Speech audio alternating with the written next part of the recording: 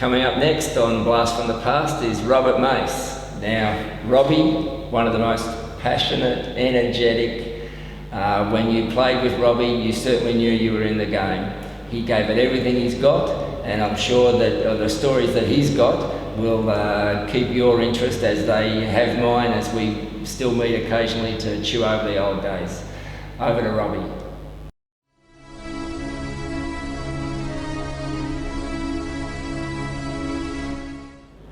Yeah, well, the first club was Police and Citizens Juniors, then played a few years there, progressed to YCW under 15s and came to the Dolphins as a 16-year-old and played a couple of years under 19s.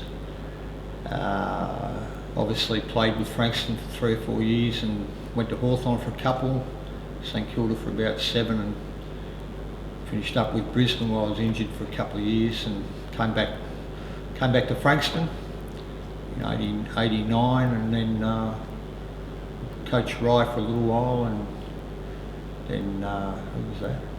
Mornington after that. Played in the premiership with Simon Goosey, I think in 96. That's about it.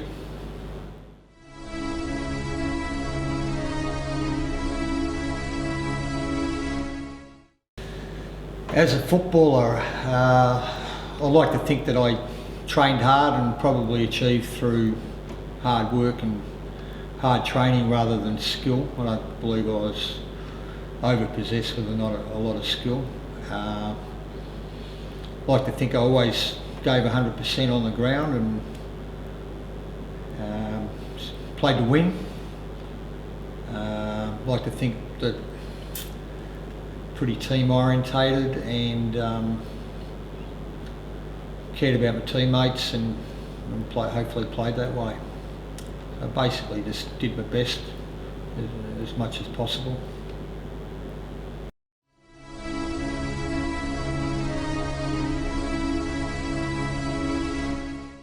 Look, the Frankston Football Club to me has been my life. I grew up in the place from basically from a 15-year-old kid. It wasn't just footy. I came down and used to do the extension. I remember knocking when we extended the social club, I pushed the brick wall down because I got sick of them mucking around and nearly killed poor old Kenny Armstrong that was helping us. But yeah, a lot of people think, why is Macy like this? Why is he overreact at times? Why is he, the football club to me is like a home, and it's just part and parcel of it. I'm possessive about it. I stick up for the place.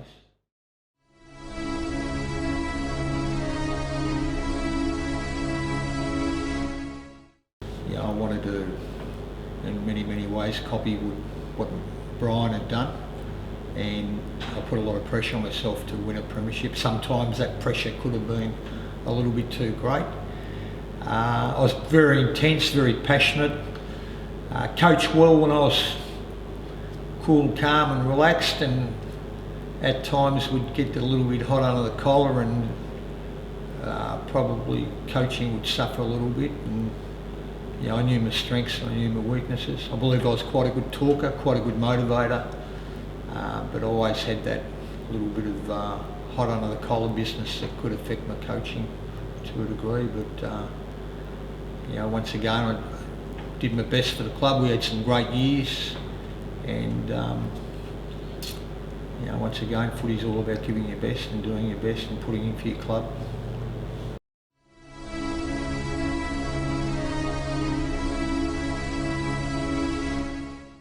I went to Hawthorn. Frankston, I was 78, 80 Ks because I got hit. All of a sudden I'm 94 Ks. I did all that stupid bodybuilding. Went to Hawthorn when I was too big and too heavy. Weren't the same player. Stopped getting hit, but didn't have the agility and that. Plus they were a bloody pretty top-notch midfield at that time. Wallace had been there younger than me, gone there a couple of years earlier. Done a bit of an apprenticeship. As I said, I went to Hawthorn at 21 and a half, going on 22, which was too late. You needed to go young, but you go young, I miss out on playing with 78 flag. 86 I got hurt at St Kilda, and I kept playing with the Achilles tendon. I played no good, and I could have stayed at St Kilda, but I my base payment was removed from me, and I knew this injury was pretty bad, and that was the reason. I was actually going to Sydney at one stage, Ron Thomas and Hafey, so I had the choice between Brisbane and Sydney. I was put on that stupid list, but was offered a contract with St Kilda, but elected to take Brisbane only because I knew Knighty pretty well. Walked out in Hawthorn, wasn't sacked, walked out on them, got sick of opportunities. I think I played 7 or 8 games with them, played under Park and played under Jeans, and stood out for about 4 or 5 games until I finally got to St Kilda.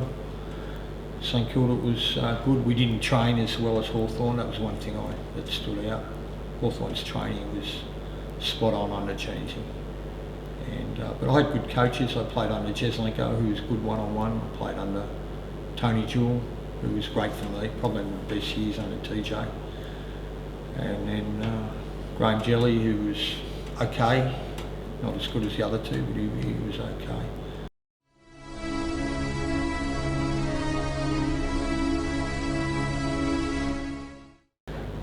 78 is something it's funny now, because now, even though when Brian was coach, as I said, I always call him Brian, but never once the father thing came into it. It's now that I'm later that I reflect that the father thing does come into it a bit, so I've got great memories of it. I'll often come down and have a beer in the grandstand and have a cigar there, just to reminisce and to think about what we as a group, what we as a club achieved. 78, we were close-knit, we were well-trained, well-coached. We had half a dozen good young players, and Ian Roberts had come from Rosebud, Arthur Bell, Jimmy McCurlier, Johnny Hunter, a few others. We were lucky that we had some, I call them the 6 or 7 blokes who were 6 foot, very reliable, never played a bad game. Ricky Lewis, John Batty, Peter Tickell, Murray Ridgedale. We had a couple of gun rovers, Brian Jones, Alan Sampson, that had pace to us. We had Geddes, who was an athlete that just bounded around the ground and never seemed to get tired. And the club was clever enough to recruit 3 wise heads in Big O, Ray Orchard. We had a guy who was a great leader and very calm under pressure.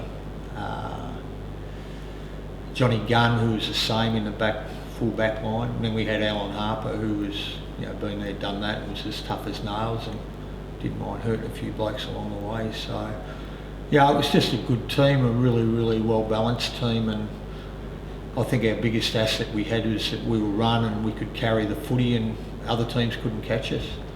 And we were trained to just play 100 minutes. And the pressure we put on the opposition, Camwell, who we beat in the grand final, were a lot bigger and stronger, but gee, we could run. The second semi, I copped a bit of a hit that was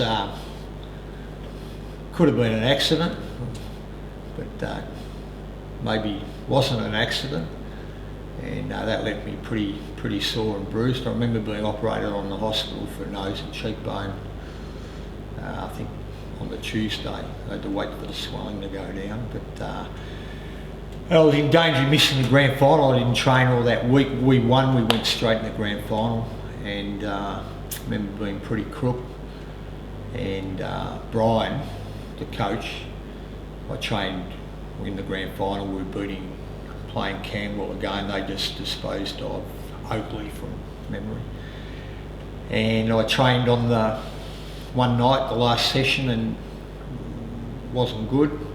Was picked and struggled in the grand final, and copped another hit, and it was all part and parcel of the game. They were there to win, and I'd like to think the hit possibly would have been an accident, but maybe it wasn't. Who knows?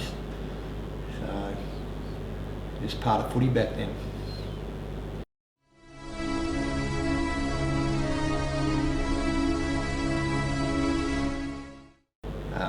Under the grandstand, I love the grandstand. On a win, they pass a sheet around, people would put coin and a couple of bucks in, and that was our beer money. But the grandstand, under the grandstand, singing the song.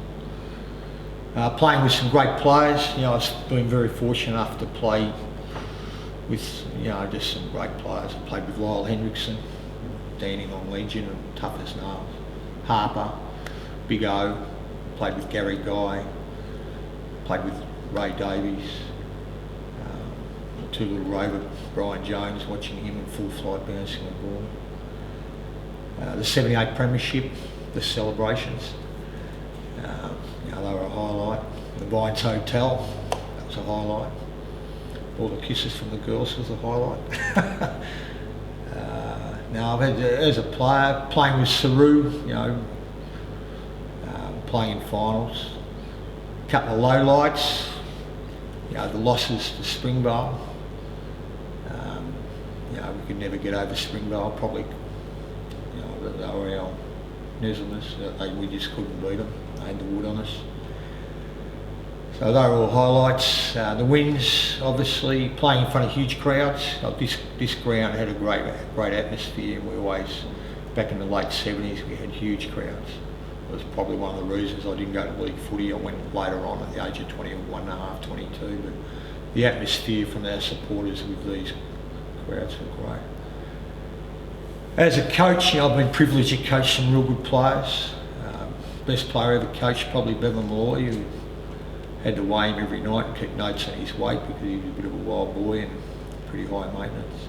Johnny Giorgio, Ash Roberts, who was courageous and a very good player, always put his body on this line. So I've enjoyed my coaching. Some of the wins, I remember beating Collingwood here when they had about 13, 14 pretty top-notch players, Tarrant and Lockwood, and coming from behind. We've had some great wins. I reckon I've been pretty privileged as a player, and the opposition. I had a lot of. Probably one of the saddest days was when each time a club folded, your Camwell, because they were memories to me. Your Dandenongs, your Perans, your Oakleys.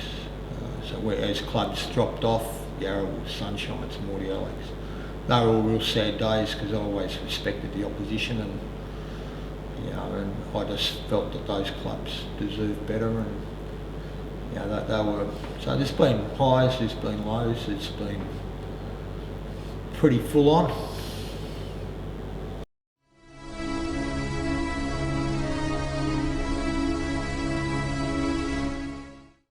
Had some real good players in.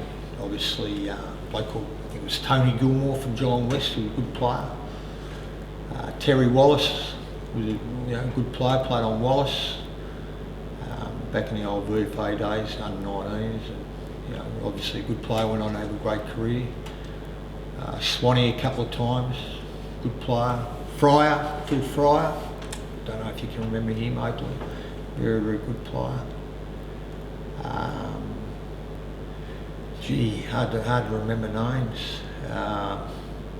Yarraville always had played on Billy Barrett's brother, Wes Barrett, bit of a tagger.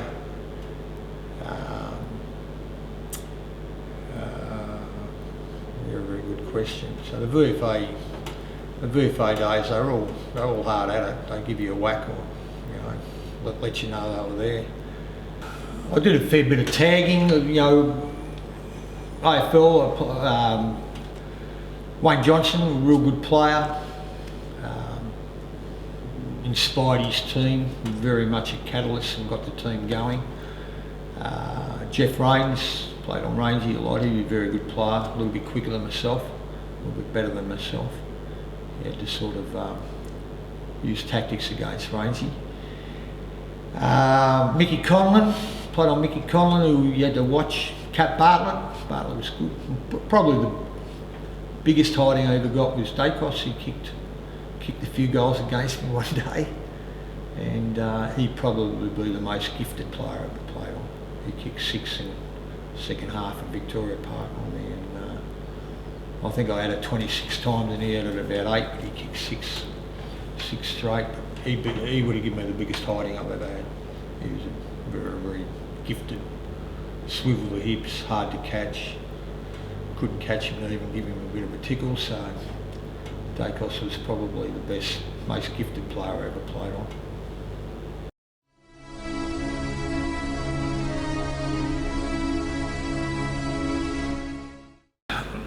Hill was great. You know, I had to ask them to be quiet one day because instead of the drummers, they had the drummers and they had the whistles, and we had a real close game going on, and they kept blowing the whistles, and our blokes kept on 2 or 3 crucial times. They actually stopped waiting for a free kick, and the opposition got the ball and kicked goals. So I think I had to send the chairman of the match committee, Cogger, out to ask them to be quiet. But no, the Hill was passionate. You know, the atmosphere they create, they're there, win, lose or draw, and you know, they're good guys. I promised to stand with them next year, so I better smuggle a slab in. But the Hill, they've been through thick and thin. You know, the last 2 or 3 years have been lean, but this club will turn it around.